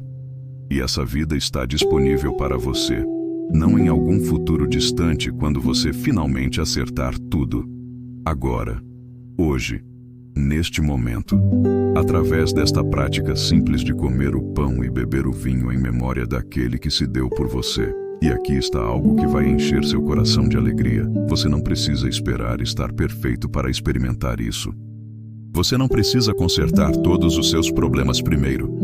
Você não precisa vencer todas as suas lutas antes de se aproximar. Você vem como está, quebrado, cansado, confuso, ferido, com dúvidas, com medos, com falhas. Você vem assim mesmo. E enquanto você come e bebe, algo acontece. A transformação não é pré-requisito, é resultado. Você não muda para poder comungar. Você comunga para poder mudar. E a mudança é real. Não estou falando de melhoria superficial de comportamento. Estou falando de transformação profunda de identidade. De passar de escravo para filho, de condenado para justificado, de morto para vivo, de perdido para achado, de rejeitado para aceito, de sozinho para acompanhado, de vazio para cheio, de desesperado para esperançoso, de fraco para fortalecido, de fragmentado para inteiro. Essa é a obra de Cristo. E a comunhão é um dos meios privilegiados através dos quais essa obra continua acontecendo em você. Então pare de lutar sozinho. Pare de tentar se transformar por esforço próprio. Pare de achar que você precisa ser forte o tempo todo. Você não precisa. Você pode ser fraco. Pode admitir sua necessidade. Pode reconhecer sua dependência. E nessa fraqueza, a força de Cristo se aperfeiçoa. Paulo aprendeu isso quando Deus lhe disse: "Minha graça é suficiente para você, porque meu poder se aperfeiçoa na fraqueza." E Paulo respondeu: "De boa vontade me gloriarei nas minhas fraquezas, para que o poder de Cristo repouse sobre mim." Você vê a reviravolta? Sua fraqueza não é um problema a ser escondido. É uma oportunidade para o poder de Deus se manifestar. E cada comunhão é uma oportunidade de render sua fraqueza e receber a força dele. De render sua confusão e receber a clareza dele. De render seu medo e receber a paz dele. De render sua dor e receber a cura dele. De render sua morte e receber a vida dele. É uma troca santa. Você dá o que tem de pior, ele dá o que tem de melhor. E você sempre sai melhor do que entrou. Sempre. Sem exceções. Agora, deixe-me falar sobre o futuro. Sobre onde isso te leva. Porque a comunhão não olha apenas para o passado, lembrando do sacrifício. Não foca apenas no presente, experimentando a presença. Ela também aponta para o futuro, para o banquete que está por vir. Jesus disse que não beberia do fruto da videira até aquele dia em que beberia novo no reino de Deus. Ele estava apontando para uma celebração futura, uma festa, um banquete onde não haverá mais símbolos porque estaremos face a face com a realidade, onde não precisaremos mais de pão e vinho porque teremos o próprio Jesus em glória manifesta. E sabe o que isso significa? Significa que tudo que você está passando agora, toda dificuldade, toda luta, toda dor, é temporário. Tem uma data de validade. Vai terminar. E o que vem depois é tão glorioso que Paulo disse que os sofrimentos do tempo presente não podem ser comparados com a glória que será revelada em nós. Imagine isso. Tudo que você já sofreu, tudo que está sofrendo, tudo que ainda vai sofrer, não pode ser comparado. É incomparável. A glória é tão maior que o sofrimento fica insignificante em comparação. E cada comunhão é uma antecipação dessa glória. É um gostinho do céu. É um aperitivo do banquete eterno. É uma prévia do que está por vir. E quanto mais você experimenta Cristo na comunhão aqui, mais você anseia por experimentá-lo plenamente lá. Quanto mais você prova, mais você quer. E essa fome pelo céu, esse desejo pela volta de Jesus, essa antecipação da glória futura, isso mantém você focado, mantém você com esperança, mantém você perseverando, porque você sabe que está indo para algum lugar, que há um destino glorioso esperando, que vale a pena continuar. E enquanto você espera, você não espera passivamente, você espera ativamente, vivendo a vida que Deus chamou você para viver, amando as pessoas que Deus colocou no seu caminho, servindo nos lugares onde Deus te plantou, compartilhando a esperança que você tem, sendo luz num mundo escuro, sendo sal numa sociedade sem sabor, sendo voz de verdade num mar de mentiras. E de onde vem a força para isso? Da comunhão, do encontro regular com Jesus, da alimentação constante de sua vida, da renovação perpétua de sua graça. Então, da próxima vez que você se aproximar daquela mesa, aproxime-se com expectativa. Espere encontrar Jesus ali. Espere ser tocado. Espere ser transformado. Espere receber o que você precisa. Não pela magia do ritual, mas pelo poder da presença. Não pela fórmula das palavras, mas pela fé do seu coração. Não pelo ato mecânico, mas pelo encontro místico. E você será. Você receberá. Você experimentará. Porque Deus é fiel. Ele prometeu estar onde 2 ou 3 estão reunidos em seu nome. Ele prometeu que quem o busca, o encontra. Ele prometeu que quem pede, recebe. Quem busca, acha. E a quem bate a porta será aberta. E no final, tudo se resume a isso. Deus quer estar com você. Quer estar tão perto que não haja separação. Quer estar tão unido que você viva e respire e exista nele, e ele em você. Essa é a glória do Evangelho. Essa é a beleza da comunhão. Essa é a esperança da nossa fé. Não distância, mas proximidade. Não separação, mas união. Não abandono, mas presença eterna. E cada pedaço de pão, cada gole de vinho, é uma declaração dessa realidade gloriosa. Você pertence a Deus. Deus pertence a você. Vocês são um. Unidos em aliança eterna, selados em sangue, confirmados em amor. E nada, absolutamente nada, pode desfazer isso. Essa é a revelação. Essa é a transformação. Essa é a esperança que nunca morre. E ela é sua, agora e para sempre. Amém. Se isso tocou você, deixe sua curtida, se inscreva e compartilhe para alcançar mais vidas. E agora chegamos ao final desta jornada, ao momento de pausa, de respiração profunda, de deixar tudo que conversamos se assentar em seu coração como poeira que finalmente encontra repouso. Começamos com uma pergunta simples sobre o verdadeiro significado do pão e do vinho, e ao longo deste caminho, descobrimos que a resposta era ao mesmo tempo mais simples e mais profunda do que imaginávamos. Mais simples porque no centro de tudo está apenas amor. O amor de um Deus que se deu completamente por você. Mais profunda porque esse amor toca cada área da sua existência, transforma cada canto da sua alma, alcança cada ferida escondida, cura cada dor secreta. Caminhamos juntos por tantos lugares. Visitamos o cenáculo onde Jesus partiu o pão pela primeira vez. Exploramos o significado do corpo partido e do sangue derramado. Falamos sobre fé que enxerga além do visível. Sobre esperança que ancora a alma nas tempestades. Sobre confiança que se desenvolve quando escolhemos crer mesmo sem entender. Mergulhamos fundo nas lutas que todos enfrentamos, nas dores que todos carregamos, nos medos que todos conhecemos. E então chegamos àquele lugar de revelação onde finalmente vimos com clareza. A comunhão é Deus dizendo, eu quero estar com você. É simples assim, e é profundo assim. E o que fazemos agora com tudo isso? Como seguimos em frente depois de ver essas verdades? A resposta é, você vive diferente. Você se aproxima da comunhão diferente. Não mais como ritual vazio, mas como encontro sagrado. Não mais como obrigação religiosa, mas como privilégio glorioso. Não mais mecanicamente, mas intencionalmente. E cada vez que você participa, algo continua acontecendo em você. A transformação não é evento único, é processo contínuo, é jornada que dura a vida toda. E cada comunhão é mais um passo nessa jornada. Você vai falhar ainda, vai pecar ainda, vai duvidar ainda, vai lutar ainda. Isso é ser humano. Isso é estar vivo neste mundo quebrado. Mas agora você tem algo que antes talvez não tivesse. Você tem clareza sobre onde encontrar ajuda, sobre onde buscar força, sobre onde receber renovação. A mesa do Senhor está sempre aberta. O convite está sempre estendido. O pão está sempre partido. O vinho está sempre derramado. E Jesus está sempre esperando. Esperando você vir.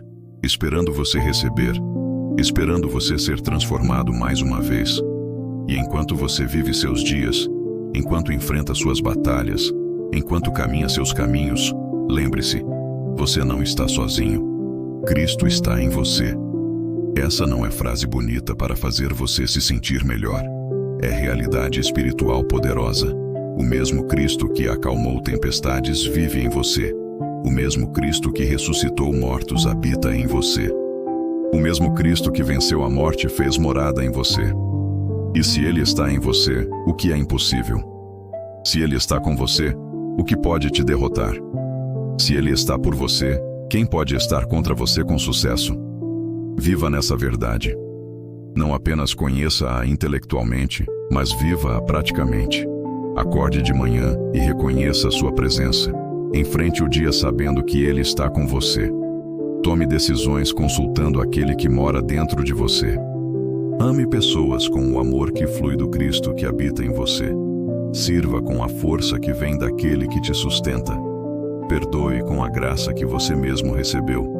E quando cair, porque você vai cair, levante-se sabendo que a mão que te ergue tem marcas de pregos. Marcas que provam que ele entende, que ele passou por isso, que ele não te julga, que ele te ama. E sobre sua comunidade de fé, sobre aqueles com quem você compartilha a mesa do Senhor, lembre-se de que vocês são um corpo, uma família, unidos não por escolha humana, mas por sangue divino, o sangue de Cristo que comprou a todos vocês. Então amem-se, suportem-se, perdoem-se, sirvam uns aos outros, carreguem os fardos uns dos outros, chorem com os que choram, alegrem-se com os que se alegram. E quando se reunirem ao redor daquela mesa, lembrem-se de que não são apenas indivíduos buscando experiências pessoais com Deus. Vocês são corpo. E o corpo precisa de todos os membros funcionando juntos, conectados, interdependentes, unidos em amor. Quanto ao futuro, ao desconhecido que às vezes te assusta, entregue-o a Deus. Ele já está lá. Ele vê o que você não vê. Ele sabe o que você não sabe. Ele preparou o que você ainda não encontrou. Confie. Não porque você entende os planos dele, mas porque você conhece o caráter dele. Ele é bom. Sempre foi. Sempre será. E se ele permitiu algo em sua vida, a propósito. Pode não ser visível agora. Pode não fazer sentido ainda. Mas um dia vai. E até lá, você caminha pela fé, não pela vista. E a fé é fortalecida a cada comunhão, a cada encontro com Jesus, a cada renovação da aliança. E quando a vida ficar pesada demais, quando você sentir que não aguenta mais, quando achar que vai desistir, volte à mesa. Volte àquele pão e àquele vinho. Volte àquelas marcas de pregos. Volte àquela cruz que provou que você é amado além do que pode imaginar. E ali, naquele lugar de encontro, você encontrará o que precisa. Não sempre o que você quer, mas sempre o que você precisa. Força para continuar, paz para descansar, esperança para seguir, amor para curar, graça para viver. E agora, depois de tudo que conversamos, de tudo que exploramos, de tudo que descobrimos, há apenas uma coisa apropriada a fazer. Há apenas uma resposta adequada. E essa resposta é oração. Não apenas minhas palavras para você, mas nossas palavras juntos para Deus. Porque tudo isso que falamos não seria nada se não nos levasse a Ele. Todo conhecimento seria vazio se não resultasse em adoração. Toda revelação seria inútil se não produzisse intimidade. Então, vamos juntos, você e eu, nos aproximar do trono da graça. Vamos conversar com aquele que se deu por nós. Vamos agradecer, entregar, pedir, render, adorar. Vamos orar.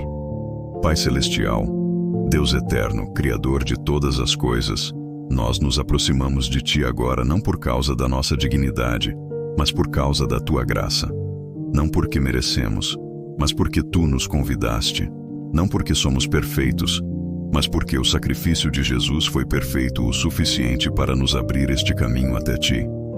E Te agradecemos. Com cada fibra do nosso ser, Te agradecemos. Obrigado por não ficar distante. Obrigado por não nos abandonar na nossa rebelião. Obrigado por enviar Teu Filho. Obrigado por permitir que Ele fosse partido, machucado, ferido, morto por nós. Obrigado pelo sangue derramado que comprou nossa liberdade. Obrigado pela cruz que carregou nossa condenação. Obrigado pelo túmulo vazio que provou Tua vitória. Obrigado pela ressurreição que garantiu nossa esperança. E, Senhor, perdoa-nos. Perdoa-nos pelas vezes que participamos da comunhão sem realmente compreender o que estava acontecendo. Pelas vezes que pegamos o pão e o vinho mecanicamente, sem reverência, sem consciência, sem fé. Pelas vezes que estávamos fisicamente presentes, mas espiritualmente ausentes. Pelas vezes que deixamos aquele momento sagrado se tornar rotina vazia. Perdoa nossa cegueira. Perdoa nossa dureza de coração. Perdoa nossa falta de gratidão. Mas Te agradecemos porque mesmo quando não entendíamos, Tu estavas lá. Mesmo quando não sentíamos, Tu estavas presente. Mesmo quando participávamos indignamente, tua graça era suficiente. Tu nunca desististe de nós, nunca te afastaste, nunca fechaste a porta, sempre nos esperaste com braços abertos. E agora, Senhor, pedimos que abras nossos olhos, que nos dês revelação crescente do mistério da comunhão. Que cada vez que nos aproximarmos daquela mesa, possamos ver mais, entender mais, experimentar mais. Não por curiosidade intelectual, mas por fome espiritual. Não para saber mais, mas para te conhecer mais. Porque te conhecer é vida eterna. Te conhecer é alegria completa. Te conhecer é paz que excede entendimento. Então nos revela. Mostra-nos quem tu és. Mostra-nos o que fizeste. Mostra-nos o que estás fazendo. Mostra-nos o que ainda farás. E que cada revelação nos aproxime mais de ti. Nos transforme mais à tua imagem. Nos conforme mais ao caráter de Cristo. Senhor, oramos por todos ao redor do mundo que hoje participarão da comunhão. Pelos que estão em igrejas grandes e pequenas. Pelos que estão em catedrais antigas e em barracões simples. Pelos que estão livres para adorar. E pelos que se reúnem secretamente sob risco de perseguição. Pelos que têm abundância e pelos que têm apenas o necessário. Que todos possamos experimentar tua presença. Que todos possamos encontrar Jesus naquele pão e naquele vinho. Que ninguém saia daquela mesa da mesma forma que chegou. Que todos sejam tocados, transformados, renovados pelo teu Espírito Santo. E Pai, pedimos que prepares nossos corações para as próximas vezes que comungamos. Ajuda-nos a não chegar despreparados. Não porque precisamos ser perfeitos, mas porque queremos estar conscientes. Queremos estar despertos. Queremos estar receptivos. Então nos ajuda a examinar nossos corações antes de participar. Nos mostra os pecados que precisam ser confessados. Nos revela as mágoas que precisam ser perdoadas. Nos expõe os orgulhos que precisam ser quebrados. Nos ilumina sobre as áreas que precisam de cura. E então nos dá coragem para trazer tudo isso à luz da tua presença, sabendo que não seremos rejeitados, mas acolhidos. Não seremos condenados, mas perdoados. Não seremos abandonados, mas abraçados. Senhor Jesus, te agradecemos especialmente por seres o pão da vida, por te dares a nós como alimento espiritual, por permitires que te comamos, que te bebamos, que te recebamos para dentro de nós. Que intimidade incrível é essa, que proximidade extraordinária, que união mística e poderosa. Tu em nós e nós em ti. Não conseguimos compreender completamente, mas podemos experimentar profundamente. E queremos experimentar mais. Queremos te conhecer mais. Queremos te amar mais. Queremos te servir mais. Queremos nos parecer mais contigo. Então continua tua obra em nós. Continua nos transformando. Continua nos moldando. Continua nos refinando. Até que um dia sejamos plenamente conformados à tua imagem. Espírito Santo, te pedimos que estejas presente de forma poderosa em cada comunhão daqui em diante, que quando o pão for partido, tu nos lembres do corpo de Jesus partido por nós, que quando o vinho for derramado, tu nos lembres do sangue de Jesus derramado por nós, que não sejam apenas símbolos vazios, mas meios de graça através dos quais tu operas em nós. Que cada participação seja um encontro real com o Cristo vivo. Que cada momento seja uma renovação da aliança. Que cada vez seja uma oportunidade de cura, de libertação, de transformação. E que saiamos daquela mesa fortalecidos, renovados, cheios de ti. Pai, também te entregamos nossas lutas. Aqueles pecados que parecem impossíveis de vencer. Aqueles hábitos que nos escravizam. Aqueles padrões destrutivos que nos machucam. Aqueles pensamentos tóxicos que nos envenenam. Aquelas emoções que nos controlam. Aquelas feridas que não saram. Aquelas dores que não passam. Aqueles medos que nos paralisam. Aquelas dúvidas que nos atormentam. Trazemos tudo isso a ti agora e pedimos que o poder do sangue de Jesus, aquele sangue representado no vinho da comunhão, quebre toda cadeia, derrube toda fortaleza, liberte toda prisão, cure toda ferida. Que teu poder opere em nós o que não podemos operar por nós mesmos. Que tua graça faça por nós o que nossa força não consegue fazer. E, Senhor, te agradecemos pela esperança, pela promessa de que um dia não precisaremos mais de símbolos, porque estaremos face a face contigo, pela certeza de que haverá um banquete no teu reino, onde celebraremos juntos eternamente, pela garantia de que toda lágrima será enxugada, toda dor será curada, todo sofrimento será esquecido na glória da tua presença. Enquanto esperamos esse dia, ajuda-nos a viver com esperança, com expectativa, com antecipação alegre, sabendo que o melhor ainda está por vir, que este mundo não é nosso lar final, que há algo glorioso esperando além desta vida temporária. E até lá, até aquele dia de glória, ajuda-nos a viver bem, a viver fielmente, a viver amorosamente, a representar bem o Cristo que vive em nós, a ser luz onde há trevas, a ser sal onde há insipidez, a ser esperança onde há desespero, a ser amor onde há ódio, a ser paz onde há conflito, a ser verdade onde há mentira. Que nossa vida seja um testemunho vivo do poder transformador do Evangelho. Que aqueles que nos observam vejam algo diferente em nós. Não perfeição, mas autenticidade. Não arrogância, mas humildade. Não julgamento, mas graça. E que nos perguntem a razão da esperança que há em nós, e possamos apontar para Ti, sempre para Ti. Pai, abençoa cada pessoa que ouviu esta mensagem. Aqueles que estão feridos, traz cura. Aqueles que estão perdidos, traz direção. Aqueles que estão cansados, traz descanso. Aqueles que estão com medo, traz paz. Aqueles que estão sozinhos, mostra a Tua presença. Aqueles que estão desesperados, dá esperança. Aqueles que estão quebrados, faz inteiros. E todos nós, Senhor, transforma-nos mais e mais à imagem de Jesus. Que quando as pessoas nos vejam, vejam algo dele.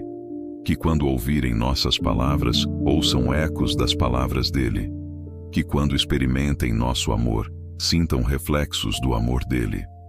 Te agradecemos por esta conversa, por este tempo juntos, por estas verdades compartilhadas. Que elas não sejam apenas informação, mas transformação. Que não fiquem apenas na mente, mas desçam ao coração. Que não sejam apenas ouvidas, mas vividas. E que a próxima vez que cada um de nós participar da comunhão, seja diferente, seja mais profunda, seja mais significativa, seja um verdadeiro encontro com o Jesus vivo que nos ama, nos redime, nos transforma. Em nome de Jesus oramos, aquele que é o pão da vida, aquele que derramou seu sangue por nós, aquele que venceu a morte e vive para sempre, aquele que nos amou até o fim e continua nos amando sem limites. A Ti seja toda glória, toda honra, todo louvor, agora e para sempre. Amém. E agora vá em paz. Vá sabendo que é amado profundamente. Vá sabendo que é perdoado completamente. Vá sabendo que não está sozinho nunca. Vá sabendo que Cristo está em você, esperança da glória.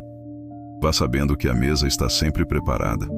Vá sabendo que o convite está sempre aberto.